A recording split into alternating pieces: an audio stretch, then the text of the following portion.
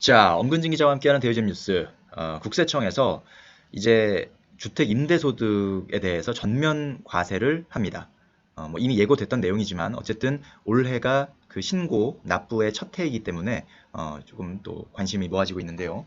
그 전까지는 이 주택 임대소득이 연 2천만 원을 넘을 때만 과세를 했었지만 이제는 주택 임대소득이 2천만 원을 넘지 않아도 2천만 원 이하여도 신고를 해야 되고 납부를 해야 되는 그런 상황이 됐습니다. 자, 대상자는 이제 월세를 받는 2주택자, 전세 받는 3주택자 이상 이렇게 이제 해당이 되는데요. 그러면 여기서 의문이 들 수 있습니다. 주택수 어떻게 계산하나? 똑같이 계산하는 건지, 주택 크기나 가격에 따라서 좀 차이가 있는 건 아닌지, 또 주택이 뭐 아파트만 있는 것도 아니고 다가구 주택도 있고 공동 소유로 보유하고 있는 주택, 이런 주택들은 과연 어떻게 계산하는지 한번 살펴보겠습니다. 자, 일단 주택의 정의부터 살펴봐야 되겠죠. 주택은 주거용으로 사용하는 건물을 뜻합니다. 상시 주거용, 상시 주거용으로 사용하면 주택으로 간주를 하기 때문에 예를 들어서 오피스텔이다. 이게 오피스텔이지만 그것을 주거용으로 사용하고 있으면 주거용으로 주택으로 계산이 된다라고 보시면 되겠고요.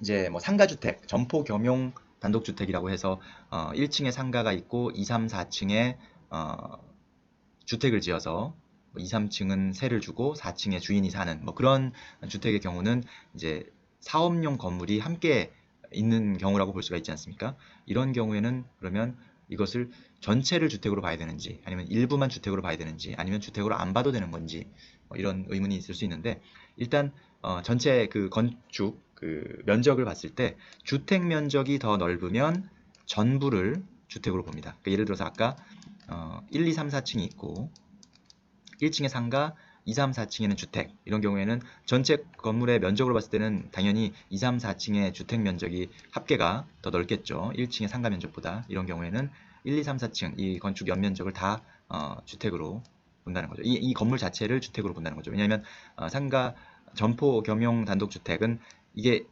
1가구 한 채이지 않습니까? 한 채인데 이 자체를 주택으로 본다 라고 보시면 되겠고 만약에 1, 2층을 상가로 허가를 받았고 3, 4층을 주택으로 지금 사용 중이다 이런 경우에는 그 면적을 따져봐야 됩니다. 그래서 1, 2층의 면적과 3, 4층의 면적이 동일하다면 완전히 동일한 밑에가 예를 들어서 뭐 100제곱미터고 상가 부분이 주택 부분도 100제곱미터 동일하다 이런 경우는 주택 부분만 100제곱미터만 주택으로 보게 되고요. 뭐 마찬가지로 사업용 이 면적이 더 넓은 경우 이게 뭐 200제곱미터다 사업용이 주택은 100이다. 그러니까 밑에가 뭐 더 넓은 뭐 이런 형태의 건물이겠죠. 그런 경우에는 역시 주택 부분만 주택으로 본다.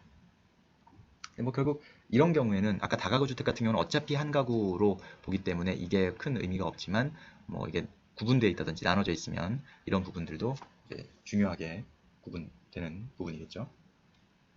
자, 주택 수를 계산하는 이제 주택 유형에 따라서 혹은 어떤 소유 형태에 따라서 주택 수를 계산하는 방법인데요. 일단 다가구 주택은 기본적으로 한 가구죠. 네. 일단 다가구 주택은 기본적으로 한 가구다. 근데 만약에 구분 등기가 되어 있는 경우다. 구분 등기가 되어 있는 경우에는 각각을 한 개의 주택으로 계산한다. 라는 것이 원칙이고요. 자, 공동 소유의 경우는 어떻게 하냐? 뭐 예를 들어서 친구 A, B, C가 나눠 가지고 있다. 이렇게 된 경우에는 지분이 가장 큰 예를 들어서 A가 뭐 50% 지분을 갖고 있고 B가 25, C가 25다. 이런 경우에는 A가 소유한 것으로 계산을 한다는 거죠. B, C는 아니고요.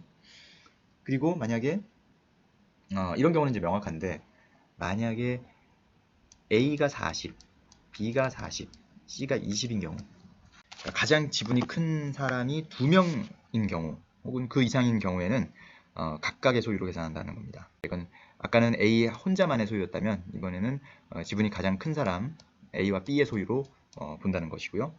만약에 그런데 A와 B가 합의를 해서 A와 B가 합의를 해서 A가 이 해당 임대주택의 임대 수입의 귀속자다 이렇게 정한 경우에는 A의 소유로만 볼 수도 있다. 그러니까 이 경우에는 당연히 B의 입장에서는 그냥 A와 합의를 해서 둘 중에 한 명이 해당 주택의 임대 수입의 귀속자가 이렇게 정하는 것이 서로에게 유리하겠죠. 최선의 방법이겠죠. 자, 그리고 전대, 전전세 이런 경우, 그러니까 이미 내가 임차를 받았거나 혹은 전세를 살고 있는 그런 사람이 다시 또 다른 누군가에게 전세나 혹은 이렇게 빌려주는 그런 경우를 말하는 거죠. 그런 상황. 소유자는 별도로 또 따로 있고요. 그죠? 이런 경우에는 어떻게 하냐? 이런 경우에는 일단 소유자는 기본적으로 이 주택을 당연히 갖고 있으니까 주택수에 들어가겠죠. 소유자의 주택수에. 그런데 이 경우에는 이 소유자가 이 주택을 갖고 있는 것으로 계산하는 것뿐만 아니라 이 임차 또는 전세받은 주택의 임차인, 그러니까 지금 요 사람 중간에서 임차인 또는 전세받은 사람, 이 사람 역시 이 사람의 주택으로 본다. 왜냐하면 이 사람도, 이 처음에 소유자도 이 사람으로부터, 이 중간에 있는 사람으로부터 뭔가 그 임차에 대한 보증금이나 혹은 월세를 받았겠죠. 그리고 이 사람은 이 사람한테 최종적인 마지막 단계에 있는 사람한테 또 뭔가를 받았다.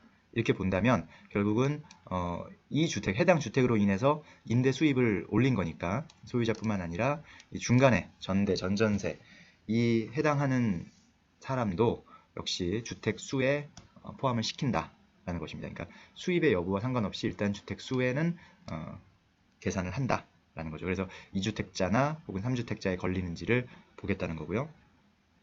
부부가 소유하고 있는 경우, 부부가 각각, 그러니까 남편이 여기 A 집을 갖고 있고, 그리고 부인이 B 집을 갖고 있고, 각각 이렇게 한 채씩 소유하고 있는 경우에는 이를 합산해서 A도 2주택자, B도 2주택자의 기준으로 이제 해당이 되는 거죠. 그래서 만약에 둘 중에 한 쪽이 월세를 받고 있다면 이제 2주택 이상 그 월세 수입이 있는 경우에 해당이 되는 그런 상황이 되는 겁니다.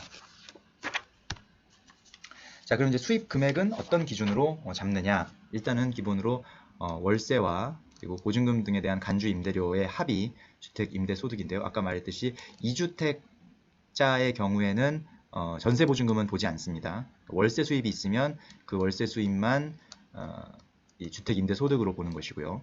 3주택 이상인 경우에는 월세뿐만 아니라 전세 보증금이 있으면, 전세 보증금이 3억을 넘는다면 그에 대해서 간주 임대료를 계산해서 역시 임대 소득을 잡는다라는 것입니다.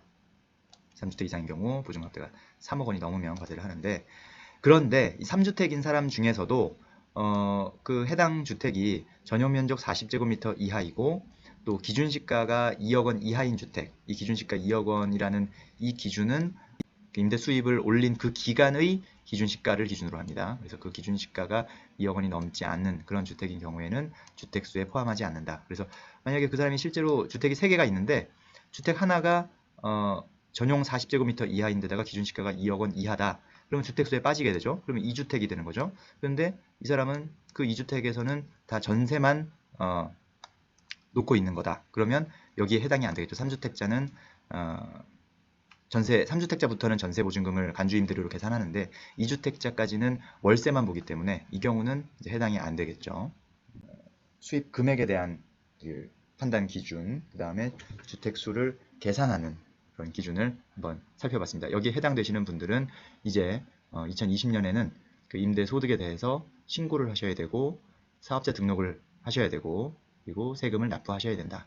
만약에 사업자 등록을 하지 않는 경우에는 나중에 이제 가산세를 물게 된다. 가산세는 수입 금액의 0.2%다. 그래서 뭐 아주 많지는 않지만 그래도 어쨌든 그런 페널티가 붙는다는 것은 알고 계셔야겠습니다. 자, 엄근진 기자와 함께하는 대유집 뉴스, 어떤 주택에 또 몇 채의 주택에 이 임대소득 과세가 이루어지는지 한번 정리해봤습니다. 감사합니다.